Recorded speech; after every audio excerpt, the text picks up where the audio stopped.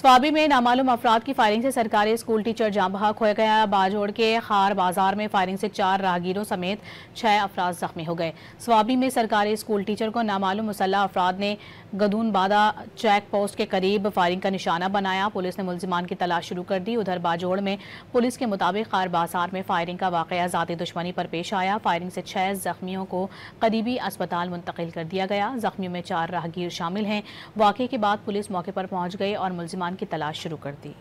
स्वाबी में नामालूम अफराद की फायरिंग से सरकारी स्कूल टीचर जाँ बहक हो गया। बाजोड़ के खार बाजार में फायरिंग से 4 राहगीरों समेत 6 अफराद जख्मी हो गए। स्वाबी में सरकारी स्कूल टीचर को नामालूम मुसल्लह अफराद ने गदूनबादा चेक पोस्ट के करीब फायरिंग का निशाना बनाया। पुलिस ने मुलजिमान की तलाश शुरू कर दी। उधर बाजोड़ में पुलिस के मुताबिक खार बाजार में फायरिंग का वाकया ज़ाती दुश्मनी पर पेश आया। फायरिंग से 6 जख्मियों को करीबी अस्पताल मुंतकिल कर दिया गया। जख्मियों में 4 राहगीर शामिल हैं।